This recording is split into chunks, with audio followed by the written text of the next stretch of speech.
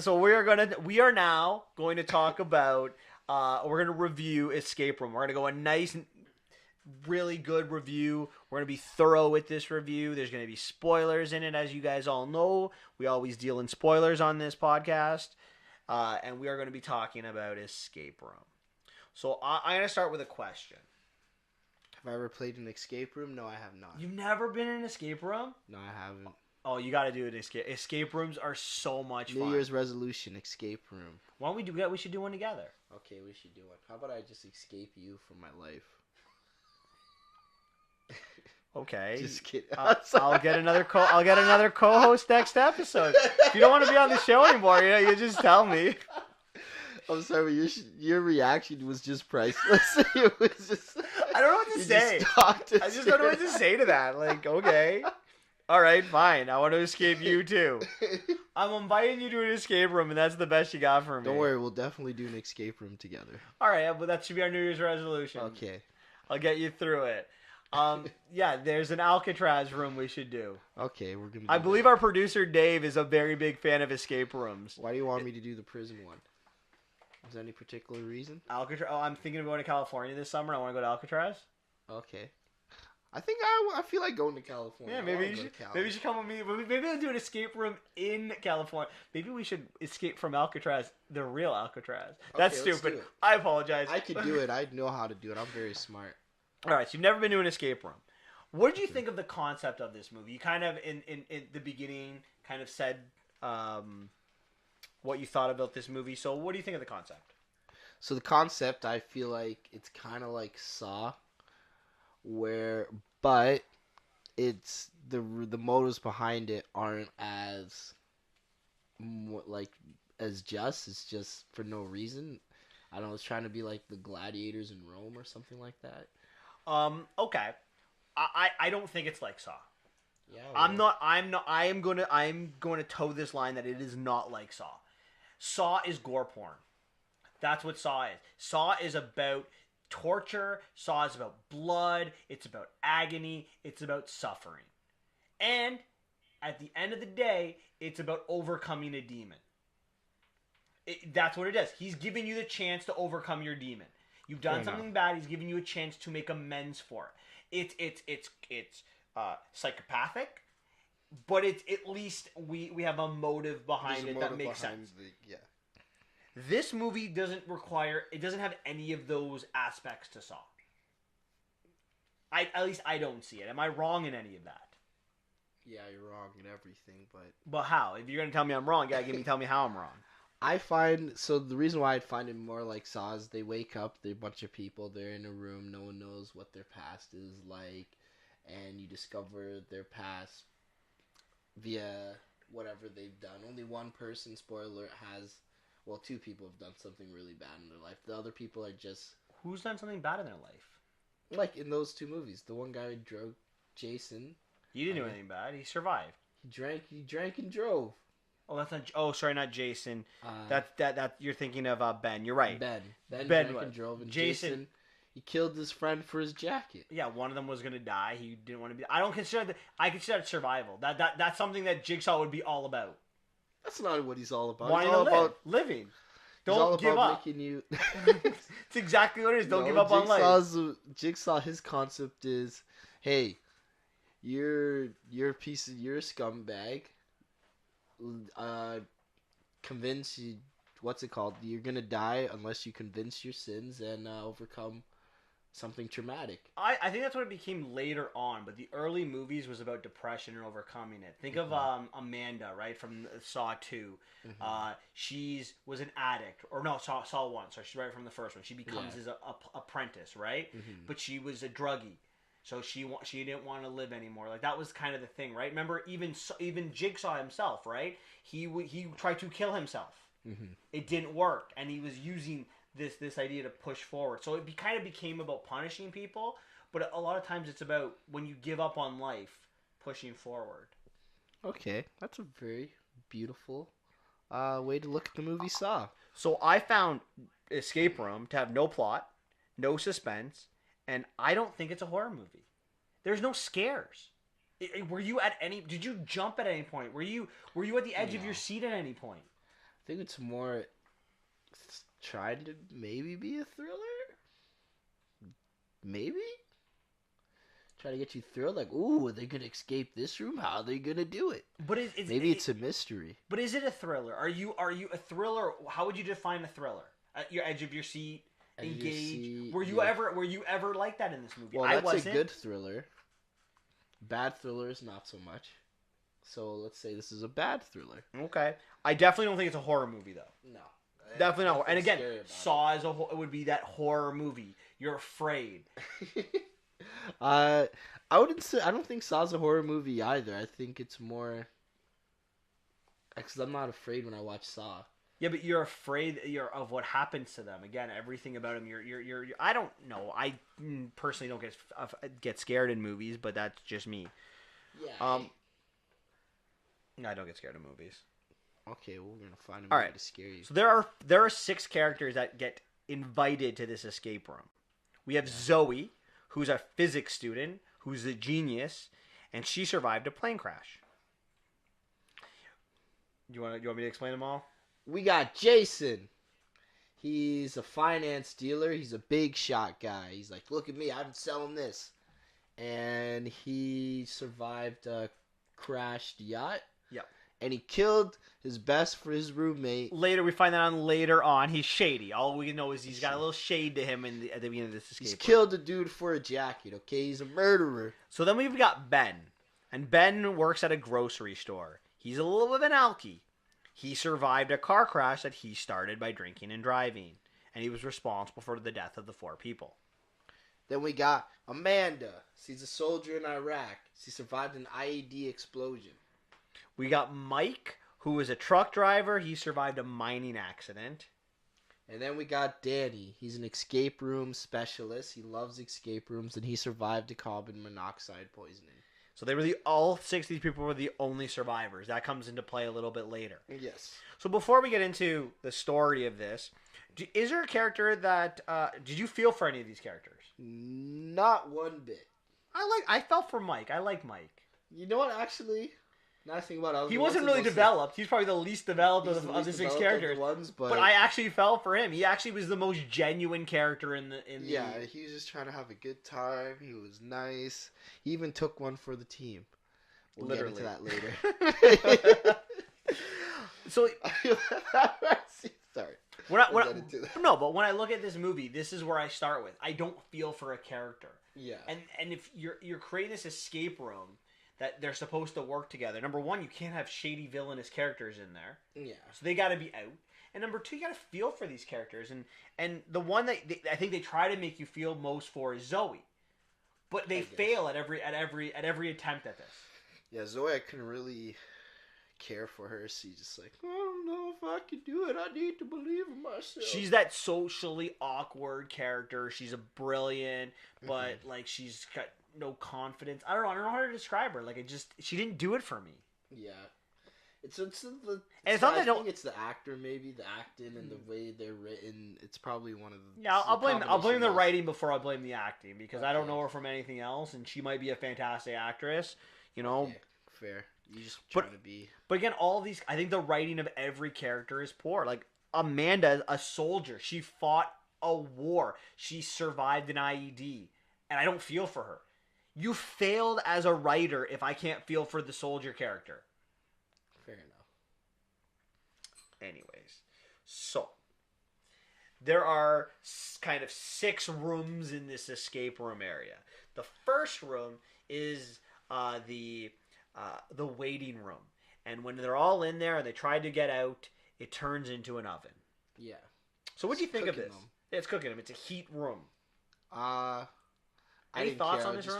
I could care less. I was just like, I don't know. The room it's okay. It was bland. It's whatever. I agree. I didn't.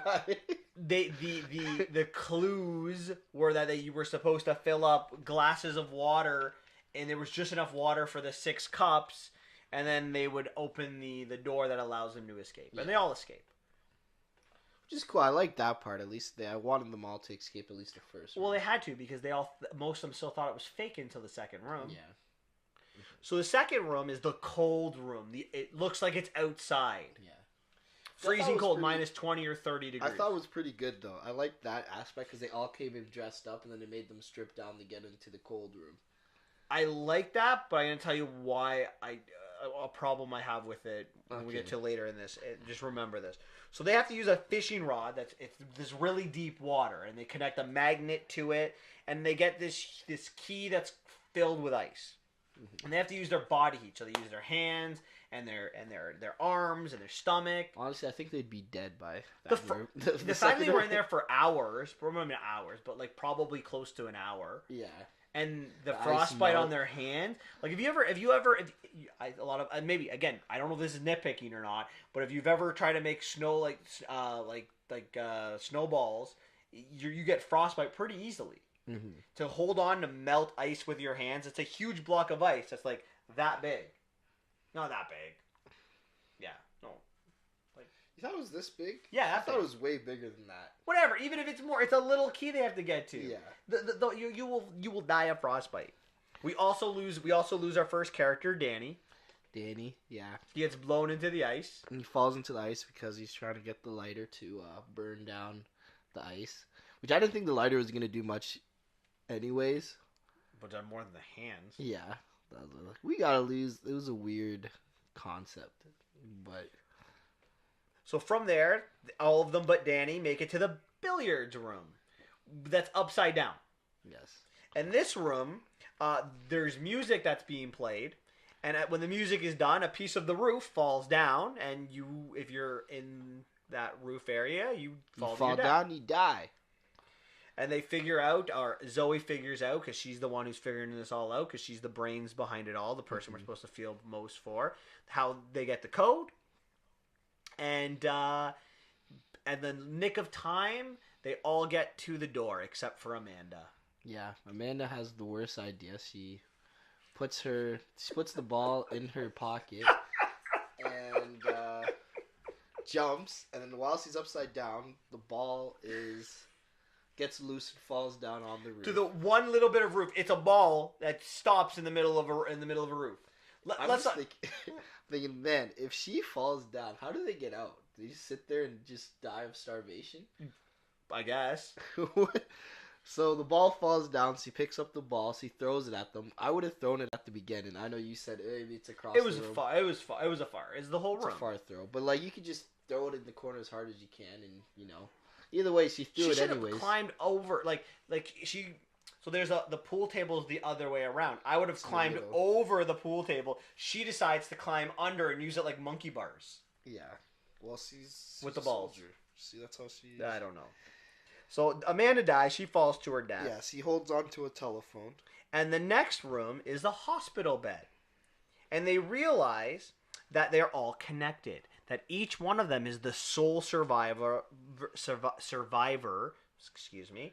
Of some kind of accident. And they weren't supposed to survive. It was a hard chance. Yes. I mean, a low chance of survival rate. So their clue is an EKG machine that they need to connect to fix their heart rate. Mike died from oh my god, learn how to speak today, Michael. A defibrillator. Can I just say that? Yeah, go ahead. Bad. That seems sad, but it's kind of funny at the same time. Yeah, Jason's like, I think the businessman Jason's like, you need to sacrifice yourself. And Mike's like, okay. Yeah, he's just like. So he hits him twice with the defibrillator and he dies. And then he realizes, but then Jason realizes that, oh wait, I don't have to raise my heartbeat, I have to lower my heartbeat because the design of the EKG was for him to win. Mm-hmm. The funny thing, I just felt so bad. He's like, "Oh, okay, maybe I should do it." Hits once, he's like, "Oh!" The cat hit him again. And the guy's like, "What are you doing?" So while all this is going on, the Zoe is not helping on this case. Yeah, this is part of the problem. She realizes that the best way out is to break all the cameras. So she's starting to break all the cameras in the room.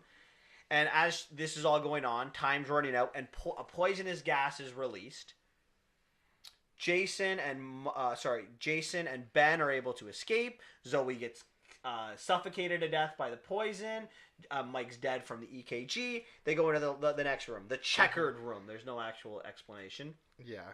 And there's this hatch. So they both go to open the hatch, and they realize is that the hatch has poison on it. So they're both given something like LSD or whatever, and there's only one antidote, and they fight for it, and Ben somehow kills Jason, who we find out is a bit of villain the entire time. Yeah. He's like, I have to live. And Ben I'll kill you all. And Ben falls down into the study, which is the beginning of the movie. Yes. Which I didn't like, which we'll talk about in a moment.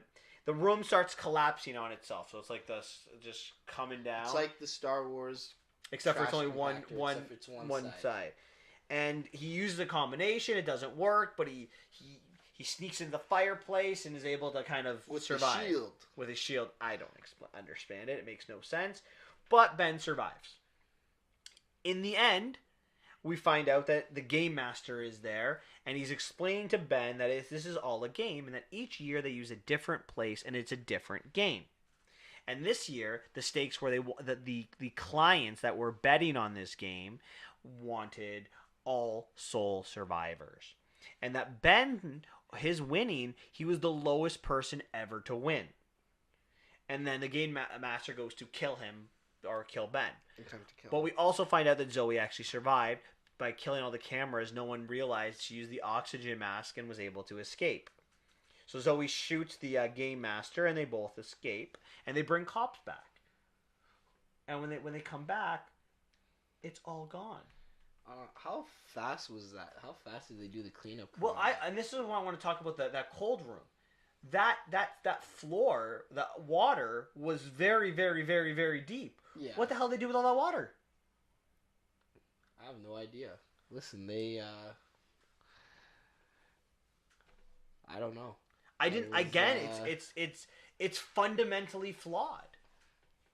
Yeah, that's the water room. The burn room, okay, I can understand them cleaning that and getting rid of that, but everything else, let's say the hospital room, the trippy maze room, and then the room with the room that they destroyed with the study. Yeah. Well, where do they put all the stuff? They have trucks that they put it all into. Yeah, that was very strange. The bodies. They actually do explain the bodies. The bodies is explained. Remember, 6 months later, there's articles. Oh, their bodies were found. Yes. So, like Amanda, who fell from the billiards room, died in a rock climbing accident. She died by herself. Yeah. Danny, who drowned, was found drowning. Jason was found ODing on his motorcycle. Yeah. And who's the last person? The one guy died from a heart attack. Yeah, died from a heart attack on the road. Yeah. That's how they explained all the bodies. But where did I want to go with this? So, let's talk about the motives of the villains. I don't understand these motives. It's about gambling, right? Yeah. But is the game rigged? Kind of. I felt like the game was rigged towards Jason to win.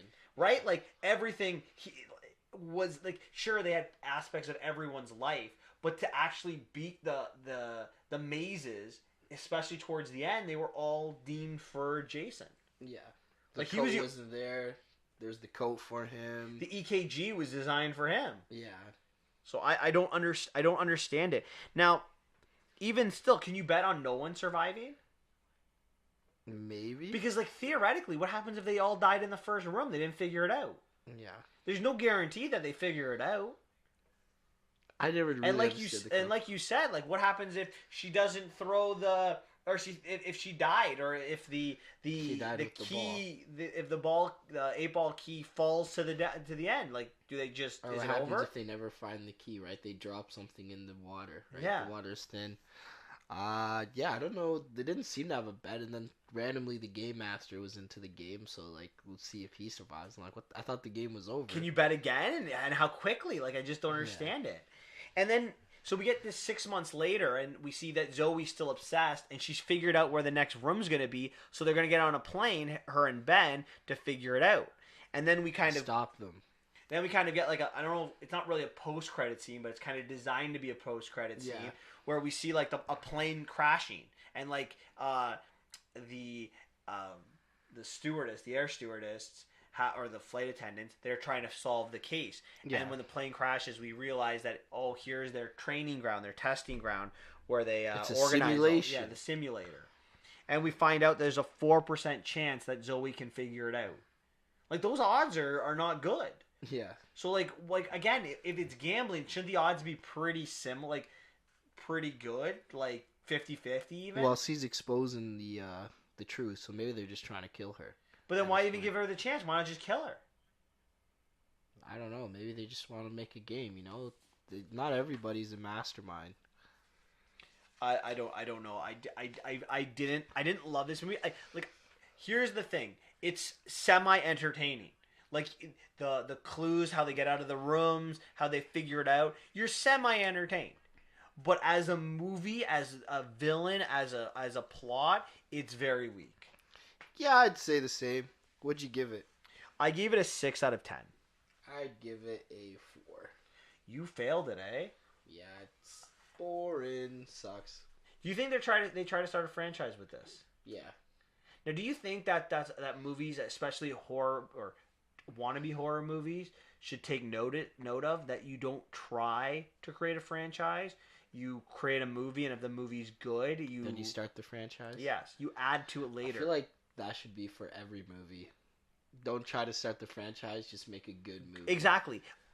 You can put in like a little thing at the end of the movie, that like a little teaser, like at the end of the credits, like Marvel did with Iron Man. I know I keep talking about Marvel, but again, you talk about successful franchise where you have like, I want to talk to you about the Avengers. Yeah. Like, leave it open for a sequel. You know, not like they're like, yeah, there's gonna be a sequel. Like, I wouldn't even see. I don't even like that aspect to it. Like, don't leave it open for a sequel. Or if you're gonna leave it open for a sequel, don't have Zoe and Ben come back. They escaped, gone. See you later. Yeah, their chapter's this is over. in another escape room. Okay. Have the next year's escape room, right? Okay. Do it differently. See what worked and what didn't work from your first movie. Yeah, especially with escape room, right? Because they cleaned up the place, they got away. They didn't need to have. Why do we have to use the same characters over and over again? It's not. It's not. This is not a franchise that needs to have the same characters. Yeah.